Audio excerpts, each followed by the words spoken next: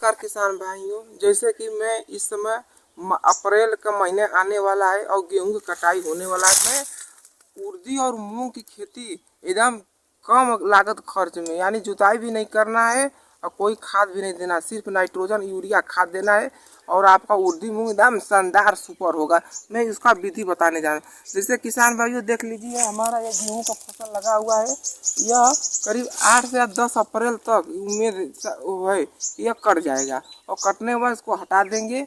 और हटाने के बाद उर्दी और मूंग को किसान भाइयों बोने के लिए आप जैसे को मूंग बोना चाहते तो मूंग ले लीजिए और उसका बीज दर किसान भाइयों 6 किलोग्राम 5 से 6 किलोग्राम प्रति एकड़ के दर से आप उसका बीज ले लें। और उसको सुबह का टाइम किसान भाइयों 7 या 8 बजे करीब आप उसको भिगो दें और भिगोने के बाद 3 से 4 घंटे बाद वो फूल जाएगा और उसको छान कर अच्छी तरह से और उसको सूती बोरा में लपेट कर रख ले। और किसान भाइयों ये हमारी फसल जब किसान भाइयों जब यह अप्रैल के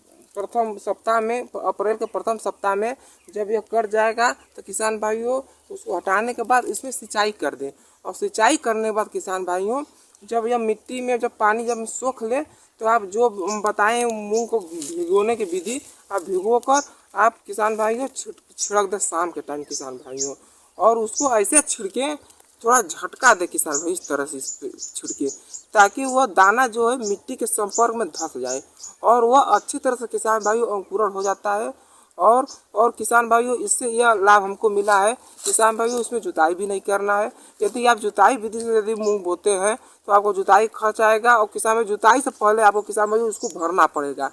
भरने के बाद 5 से 6 दिन का समय लगेगा किसान भाइयों ये मिट्टी उठने में। और मिट्टी उठने के बाद आपको जुताई करना पड़ता है।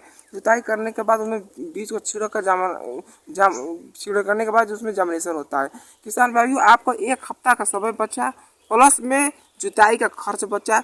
और किसान भाइयों जो हम गेहूं में जो हम फास्फोरस खाद दिए हैं वो पूरा गेहूं का फसल उठा नहीं पाया, कुछ उसमें फास्फोरस पड़ा होता है और वो फास्फोरस आपको मूंग में देने की जरूरत नहीं पड़ेगी किसान भाइयों। यह जो गेहूं में दिए हुए फास्फोरस है ये अच्छी तरह से उठा लेगा और आपका पौधा हरा भरा। किसान भाइयों आपको दूसरी सिंचाई कब करना है, जब आपका मूंग का फसल जब एकदम पत्ती जब एकदम मुड़ने लगे, लड़खड़ाने लगे, यानी एकदम तड़का लग जाए, तब किसान भाइयों आपको सिर्फ एक सिंचाई करना है। और सिंचाई करने के बाद किसान भाइयों आपको 20 से लेकर 25 किलोग्राम आपको सिर्फ नाइट्रोजन का यानी यूरिया ले किसान भाइयों, यूरिया का प्रति एकड़ के दर से पर छिड़काव कर ले।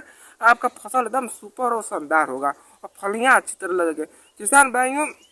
आप एक फसल तोड़ने के बाद यदि आपको में जून का माह आ जाता है किसान भाइयों, 20 जून के बाद यदि आपको बारिश भी होता है तो आपका जो मिट्टी है जूता नहीं रहेगा किसान भाइयों, एकदम मिट्टी चपा रहेगा जिससे पानी सोखने की क्षमता कम रहेगा।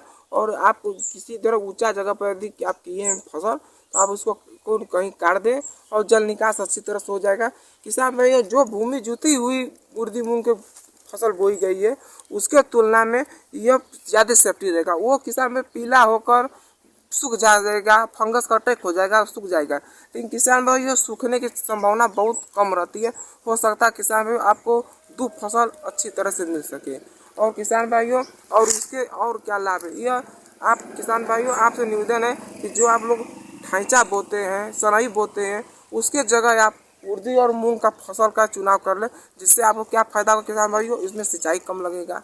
दूसरी बात किसान भाइयों यह भी जैविक खाद के रूप में आपको इसमें ग्रीन मैन्यूर आपको मिल जाएगा, जो जैविक खाद मिले जो आप उसके बाद यदि आपको धान की फसल लगाते हैं तो आपको उतना ज़्यादा न तो नाइट्रोजन देने की आवश्यकता पड़ेगी न फास्फोरस देने की कम आवश्यकता पड़ेगी। जो किसान भाइयों प्रति एकड़ के दर से 70 से 80 किलोग्राम यदि आप फास्फोरस प्रयोग करते हैं तो आपको 60 ही केजी आपको देना पड़ेगा, यानी 10 से लेकर 20 किलोग्राम आपको फास्फोरस कम देने की आवश्यकता पड़ेगी और नाइट्रोजन की भी बचत होगी। और किसान भाइयों हमारा वीडियो आपको कैसा लगा, यदि आपको वीडियो हमारा अच्छा लगा तो मेरे चैनल को लाइक और सब्सक्राइब करें।